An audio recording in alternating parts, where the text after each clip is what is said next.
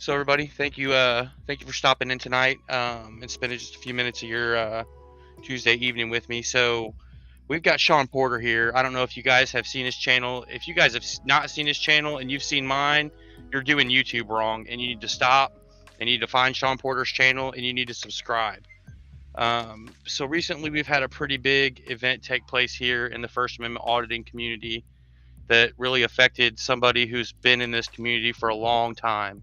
So I'm going to let Shaun tell you guys about it and make sure that you guys all get to hear what's been going on. So, Shaun, if you don't mind filling us in a All little right. bit.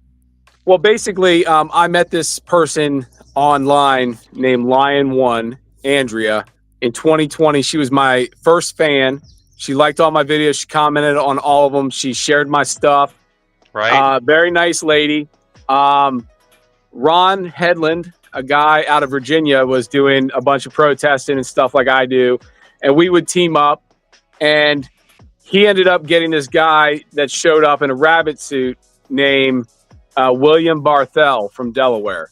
Okay. And William Barthel kind of would come around and do stuff with us. And he was kind of fun to hang out with sometimes. And sometimes he had anger issues for no reason and would like pick fights with cops for absolutely no reason and just ruin our videos, basically.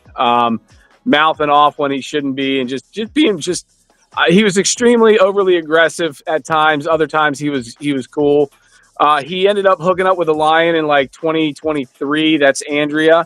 Mhm. And she went to South Carolina to hang out with them and then brought him back to North Carolina, where he moved in and started utilizing all of her money, her house, got her dad to buy him a truck, basically mooched. And when this storm came through in North Carolina, that hurricane, it affected their area. And a bunch of weirdos came into their area of North Carolina to take advantage of the free money. So one of these weirdos is a guy named Donald Carney, a convicted methamphetamine trafficker, and his wife, Shelby.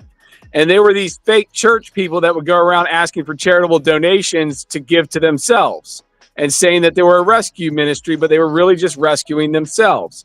So Billy hooked up with them, and it looks like, from all accounts, Billy got hooked on meth, lost about 100 pounds, and in that time, he married Andrea. And 3 months later, Andrea blew her brains out, he would have us to believe. Now, if you move back about a week before this happened, he told one of the neighbors that Andrea didn't have much time left to live because she had a bunch of autoimmune disorders. Well, she wasn't ever that bad off. Billy was telling people this before she died. And I personally know somebody with an autoimmune disorder, and I know what it actually does and how they can be treated. So I'm sorry to interrupt. Please go ahead. But I know that that's kind of fishy. Yeah, so he started telling people crazy stuff. And so Andrea, that guy, that meth trafficker, and his wife moved in. And apparently she found a drug straw after she threw them out 6 days before her death. And she was cussing at him and told him to get the fuck out and all that. And Billy spent all his time with this guy and would spend up to a week away from home on the road, allegedly trimming trees. But in reality, he was apparently robbing a bunch of the shelter camps for the people who were displaced by Hurricane Helene. At least that's what everybody's telling me. And so she kicks this guy, Carney, and his wife, Shelby, out. And they're basically like fake e-beggars. They go online and they ask for money all the time. So she kicks them out. Yeah, it's bullshit. They're rescuing themselves. And long story short, she calls me 2 days before she ends up dying, saying that the rabbit's been cheating the whole time. The 3 months of marriage, which we didn't even know they were married until like 2 weeks before the death. It was very, very odd and suspicious. No prenup. Right. She said that he was cheating the whole time. He was on FetLife and Tinder and stuff. And so what ended up happening is that she hid his gun, wrapped it up. It was her gun, but they only had one, and hid it in the house because she was afraid of him. She told her best friend at 3:23 p.m. on Friday, I believe it was the 29th of May, that She was kicking him out. She was coming to Ohio to live with her friend, and the family was going to sell the house that they lived in because it was in a trust. Right. And she was going to kick Rabbit to the curb. And then about an hour and a half later, she was dead. He claims that he came home and he did CPR on her and all this stuff, and the paramedics had to pull her off and all this, or pull him off of her, and he kept doing CPR, and she was still there in a pulse. And then he told other people she was cold, and he just called 911. But it seems like she was dead. He took a shower. He shaved his beard he's been growing for years, and all the hair off his head, took a shower, and waited 45 minutes, and then called the police. The gun that was used to shoot her in the head was not the gun that she had hidden from Billy. It was a whole nother gun. No one knows where it came from. So long story short, there's an open murder investigation into this guy, and he's running around out there trying to raise money off her death, and he's actually holding her ashes hostage and extorting the family for the ashes because they didn't send any help or come down because the police said, Billy clearly murdered her. They didn't come down. They didn't help. They didn't talk to Billy. They cut off all communication. He refused to allow any of the ashes to go home with her family to Ohio. So that right there is the worst, most disrespectful thing you could do. That's a whole other level, man, like of dirty thing to do, Malice. See, where I come from, man, I spent most of my 20s and 30s in prison. And where I come from, that would get a motherfucker's ass beat, Well, it's going to go into the sentencing aspect here because it looks like it's premeditated. He got a gun from somewhere else that no one knew was there. And then he shaved off all his hair follicles because of gunshot residue testing and took a shower. And she is a woman. Women don't blow their heads off with a handgun. Women, they do sleeping pills. Method of suicide, Yeah. That's, I mean, maybe in like 0.0001% of cases, but then why is she telling people she's leaving, and that she'll be back, or she'll be back home to Ohio with her friend, why is she telling people that and hiding the gun if she had planned to use the gun to kill herself? Why wouldn't she just got the one that she hid? You know what I mean? Yep. And the police found the gun that she hid. They verified all those stories. And this guy, he literally had a party in her honor 6 days after she died. And he was laughing and talking about government corruption and all this stuff. And he was clearly he looked like he was on stimulants. He's all like fidgety and shaky and moving all around and very energetic. You're talking about the guy who goes by Benghazi Rabbit, right? Yeah, okay. That guy. Yep. So the Benghazi Rabbit YouTube channel is... he tried to make it look like he was mourning her, but 2 days after her death, they were making jokes about cleaning the blood off the dogs and talking about cleaning up the crime scene at a pizza place and laughing and posting pictures on Facebook of himself laughing with his friends 48 hours after his wife allegedly committed suicide. Clearly, that's not the way it goes. And the people in the pizza place were so freaked out and disturbed. They even thought it was obvious that this guy killed her. Wow. And so he's just running around out there now, still free. They haven't locked him up yet. I've been involved in one murder investigation recently. My old neighbor, Shaun Hall, was murdered. And we were wondering why the hell they didn't arrest the guy. Well, it takes a long time to get all their ducks in a row. Like, it took 5 weeks. They want to make sure that when they've got them. You know what I'm saying? There's no wiggle room. All the evidence is great. All the statements are great. The cameras, the phone records. They want to have it 1, 2, 3. Welcome to prison, motherfucker. And that's how they should do it. When it's something serious. Yeah. So he's running around right now trying to beg people for money, and I'm just making sure that everyone in the community that he may turn to knows not to help this guy out and to ignore him until the police arrest him. You guys haven't heard it yet. You just heard it here. If this guy comes to you asking for help, laugh at his face. Tell him the number to call for help is 911. And when he admits what he did, they'll help him out just fine. Well, I actually talked to his father yesterday for about an hour, and I sent all the screenshots from text messages Andrea sent the day before she died. talking about, getting rid of Billy, and Billy needs help and all this other stuff. And yeah, I told him, I said, you need to convince your son to come forward and confess, because if he does not, and they have to do their due diligence and get him, he will get the electric chair, because in North Carolina, it's a death penalty state. And that premeditation with all of the shaving and then running around for weeks and laughing about it and joking with your meth head friends. Like, I've been in front of a judge or two, and they don't look really kindly at that kind of thing. Well, it's funny because he's threatened me. He's threatened her best friend, telling her she needs to watch her back. And so he's threatening witnesses to a murder, right? Basically.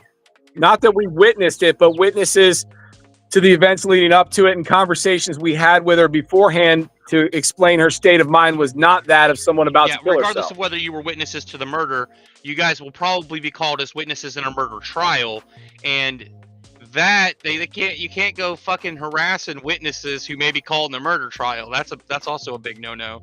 Judges really don't like that shit.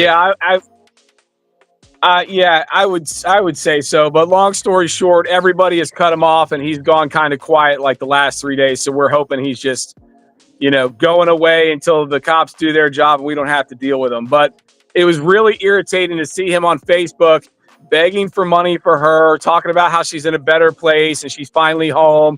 I mean, the dude is a sick motherfucker. I'll leave it at that. Man, I appreciate you coming on here and you letting everybody know. I don't have a huge following, but the people that do follow me, like most of them are kind of cop watchers or auditors in their own right. Because I'm not really an auditor or cop watcher. I kind of do shit behind the scenes with these guys. And so I hope that everybody out there that watches my shit that happens to have a channel of your own, guys, if you guys can help spread this message and help put this word out there, that some people that claim to be a part of this community are just trash. And when they do really bad shit, guys, we can't circle around and defend them. It's not the right way to go. Yeah, this guy's a piece of shit, man. He killed Andrea. Was super nice. She helped everybody, and that is why she is dead today. Is because she was too nice. She was naive. She was gullible, and this is what happens when you're naive, stupid, and gullible. You talked about her being one of the first people that watched your channel, man. Like when I first started mine, she was here, like commenting and cheering me on and being like, "Man, that's amazing what you're doing. Keep it up. Thank you." And like encouragement all the time, always in my comments. And it was one of the I really remember because it wasn't like every other video, or it was like every video, every single one. She said something. She always had something great to say and always positive. And it's just trash to see something bad happen to somebody like that. No, I hear you. Well, man, I appreciate it. I hope you have a great night, and I hope Rabbit has the night he fucking deserves. I hope. Well, he's still alive, and that's not what he deserves. He deserves the death penalty. But I'll tell you what, knowing that it's coming, right? Because he's got to be stupid. He's got to be stupid not to know, bro.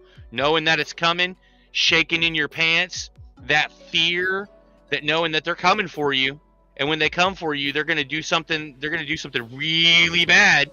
Like that's gonna suffer. He's gonna suffer a little bit.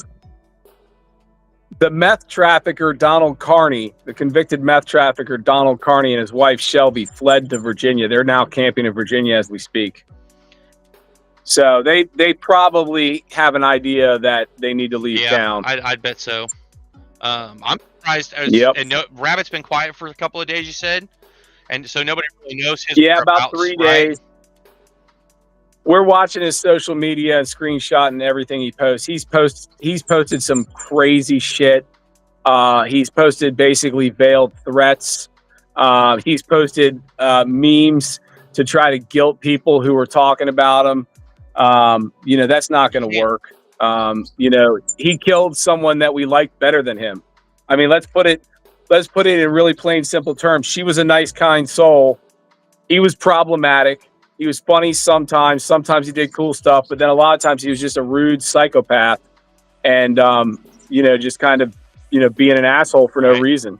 I mean, I remember. I think one of the last times I went out with him, he flipped out on a cop for no reason and like started like saying, and don't eat the yellow snow and look both ways before crossing. And like the cop wasn't doing shit. He was just like, we're here because of a call. And then like he just went ballistic.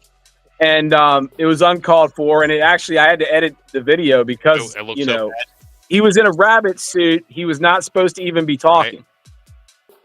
He's this giant rabbit that just moves his head around and stuff, and instead he's screaming at cops through, a rabbit head. It was weird.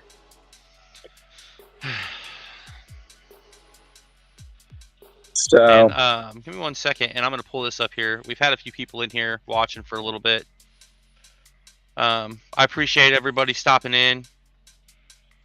Sam Joaquin, Valley Transparency, Brandon Mitchell, Frank Pants, Pink Taco.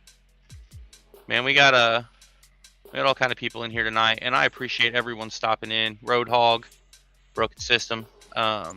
If you guys have not heard the story yet, there's a bit more about it out there.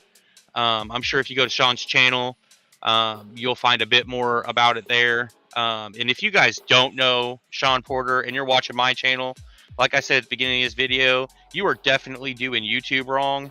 And you need to stop this fucking video and watching this shit and just go find this man over here and follow his channel. So I hope you guys all have a good night. You, Shaun, I hope you have a good night. I'm going to get back to this 3D model I'm working on. And I'm going to let you get back to doing all of the really funny shit that I watch you do all the time.